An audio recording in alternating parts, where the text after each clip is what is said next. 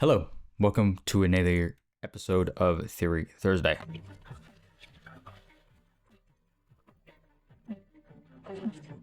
Music theory.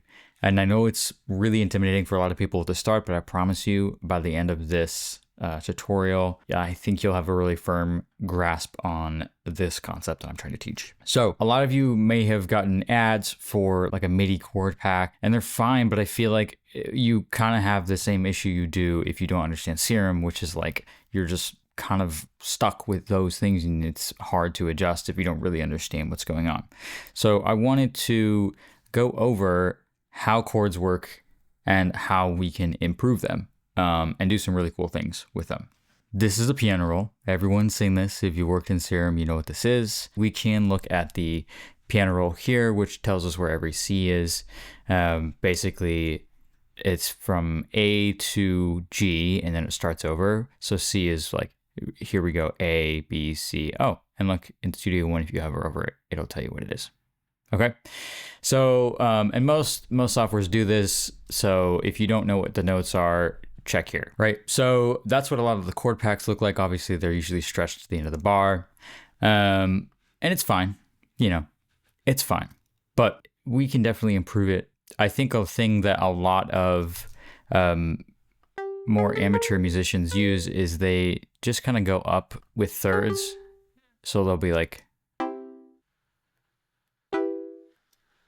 and then if they wanted to do like an A minor, they would just start on the A. Yeah. I'm sure you've heard, I'm going to turn up the tempo. I'm sure you've heard stuff like this.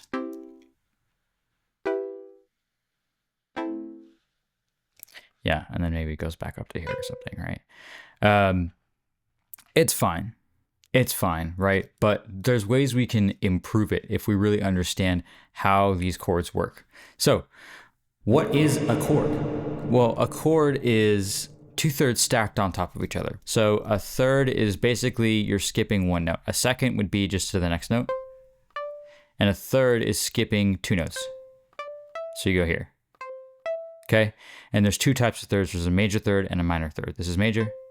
This is minor. Minors have a darker sound. Majors have kind of a brighter sound, a nicer sound. And this is true if you do this from anywhere. So if you go from here and you skip two, 1, 2. Okay. Or if you go from here, skip this one, you can go here or you can go here. So, oops. Okay. That's a third.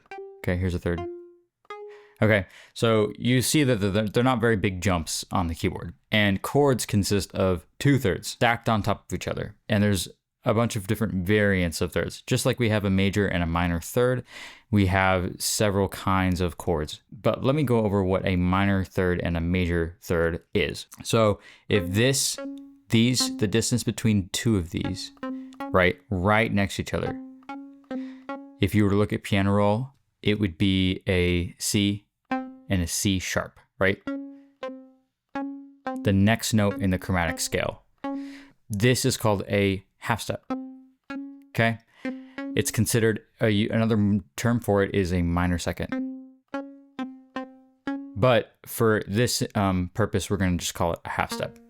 And a whole step is basically double that. So if you were to go from here to here and then here to the next half step up, then that's a whole step, okay? A whole step, or the other term for it is a major second. Okay, and I promise this is all gonna come together very soon. So a third is comprised, you can kind of break down any interval, the distance between two notes, in half steps and say whether or not it's major or minor, depending on how many half steps there are between the intervals. So for instance, if you were to go up a third, so we already said like minor second, major second. So a minor third is just an additional half step past the major second, right? So it would be 1, 2, 3 half steps above your original note. That's a minor third. Now, I think you can probably guess what a major third is, which is just one more half step above that. So 1, 2, 3, 4 half steps above your initial note. Okay, this is true for every single third. If you were to go here to A flat and you wanted to find the major third from A flat, you would go 1, 2, 3, 4, major third. So, okay, you can put it up here too. But that's the difference between a major third and a minor third. We can keep going with all the intervals, but I don't think it's super necessary for the purposes of this video. So instead, what we're gonna do is we're gonna talk about how to use major and minor thirds to make chords. So every chord is comprised of 3 notes. That's by definition, it has to have at least 3 notes. If it's not 3 notes, it's just an interval, single interval. So a chord is 3 notes stacked on top of each other. Now you can see here from C, and it's also playing E, which we've previously established is a major third. Okay, and then we have G. Well, what is G in relation to E? Let's check. 1, 2, 3. So a minor third.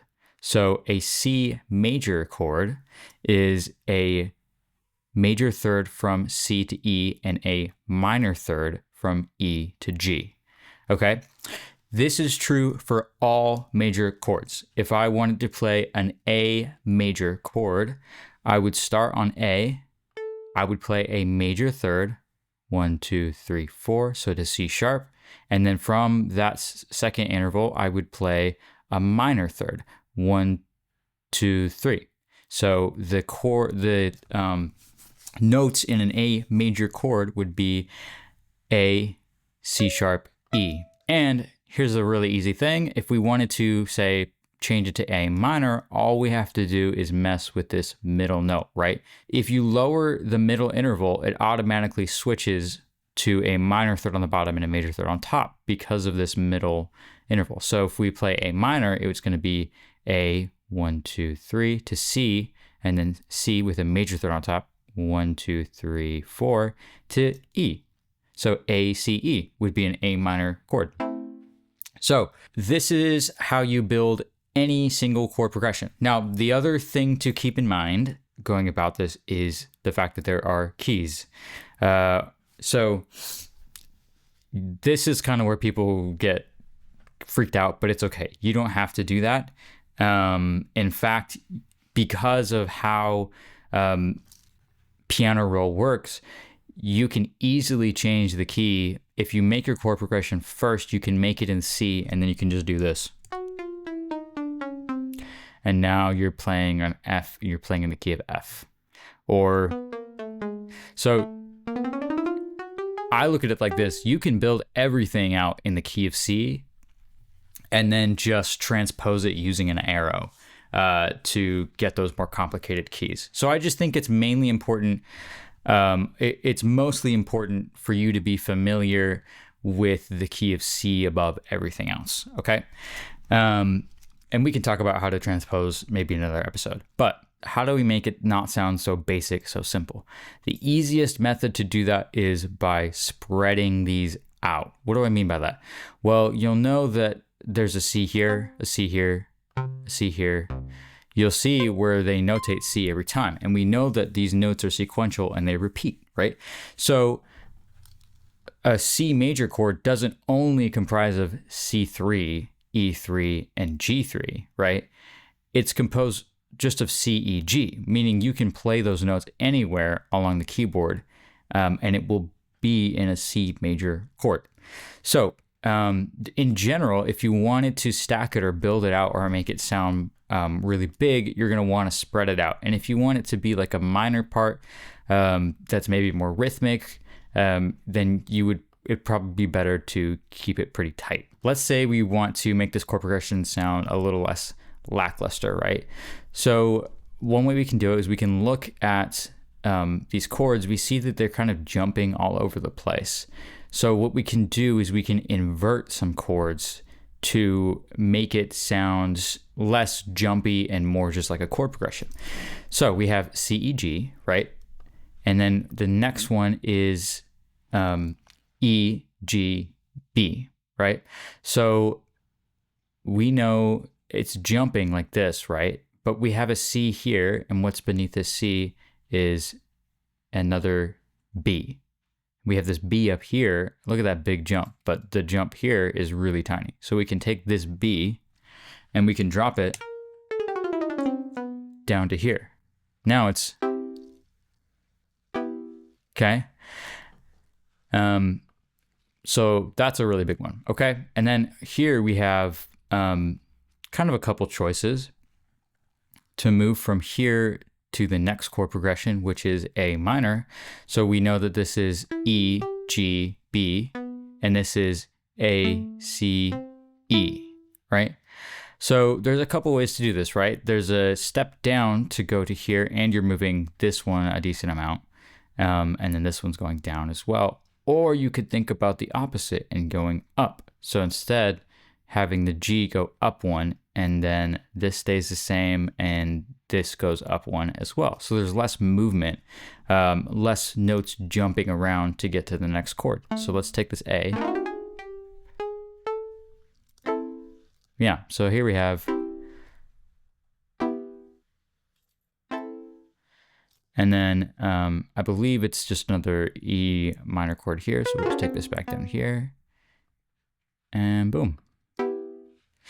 So already it's like more aesthetically pleasing just seeing that the notes aren't jumping everywhere, right? But even if you bought MIDI chord packs or bought something, you're like, wow, what do I do with this now? You can still take those chords, that chord progression you have, and line them up in this way where there's way less jumping and it sounds way more intentional. So a few other things we can do to make our chord progression sound better is layer them a bit more. And the best way that I found to do that, unless you're going for a very specific sound, is I like to do the bass note a decent amount lower. So right here, I'm doing two octaves lower. Okay. And then just sticking it there. Okay.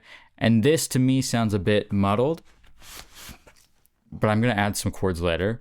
But here's E. Okay. And in general, with your bass notes, you are going to want to keep them on the root, meaning like this is an E minor chord, so you're going to want to play E in the bass. This is an A, you're going to want to play A in the bass.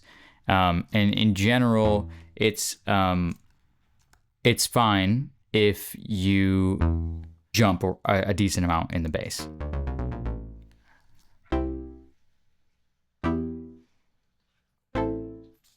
Okay, and then we have this one here. So we have this, it sounds fine. It's not great. I might change the...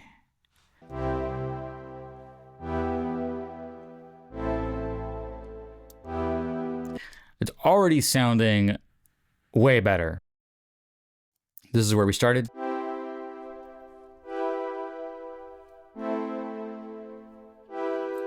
And this is where we're at.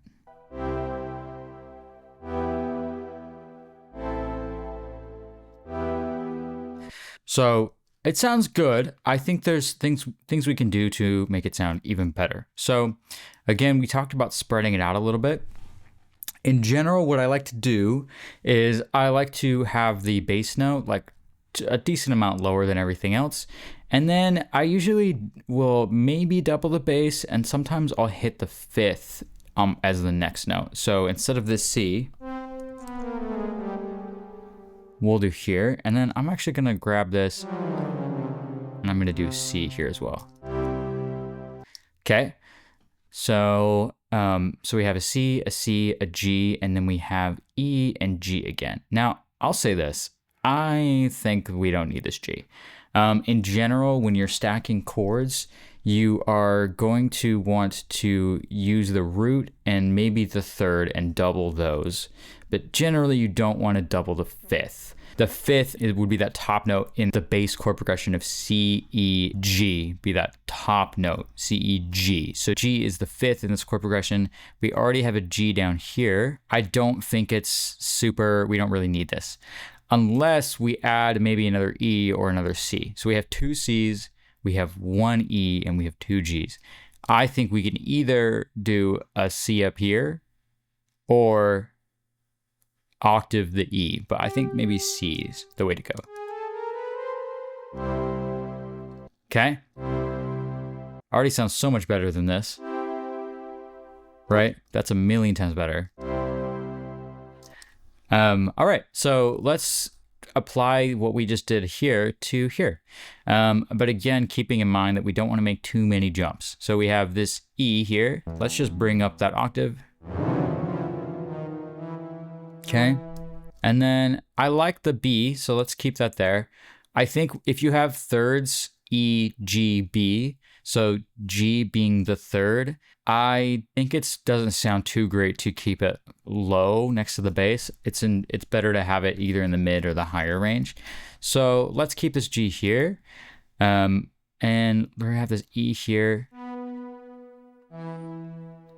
And then maybe what we'll do is we're gonna take this E, because we already have two E's here.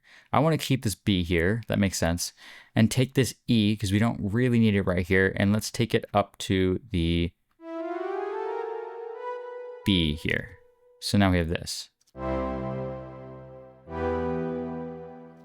Sounding pretty sick, pretty solid. So now we have this A. We're gonna do basically the same thing. Gonna repeat the A. Okay, and then let's see, we have this E here. We could definitely keep the E down here. Okay, and then we have this A or another E here. So instead of this E, because we already have an E down here, we don't have a C. We have A, we have E, but we don't have C. So let's take this E, we don't need a secondary of, and let's move it here. Okay, so that's your A minor chord, A, C, E, and then we have this other E chord again. We can, let's start with the framework of just using this again, since we already built this out, but let's make it a bit different, right? Because I think we can make it more interesting. So I think maybe instead of this B, I'm gonna jump it up to a D. So I'm spreading it out a little bit more, and I'm kind of leading to the C that's gonna come here. So like jumping above it and then kind of coming back down. Now you might be thinking, isn't it E, G, B? Where did the D come from? What I did is I added another third on top of the B. It's E, G, B, and then a minor third up from B is 1, 2, 3, D. Okay, so if we have the whole chord progression,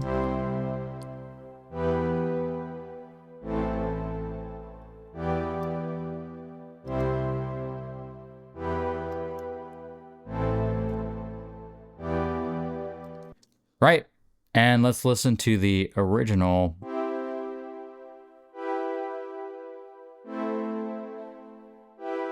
Doesn't the other one just sound so much more fleshed out and full?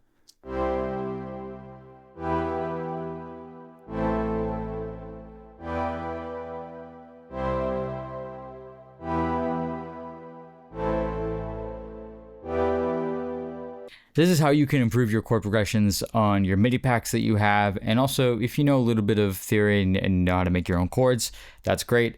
This will help with that as well. You'll find that it really does matter how you stack everything, and you should be more sparse at the bottom. You can be closer together at the top of the keyboard, but definitely stay away from being too grouping everything on the lower end of the keyboard. I hope this was useful for you, and if it was, I ask that you subscribe. That would be great. That'd be really sick. Thank you so much for watching, and I hope you have a great weekend.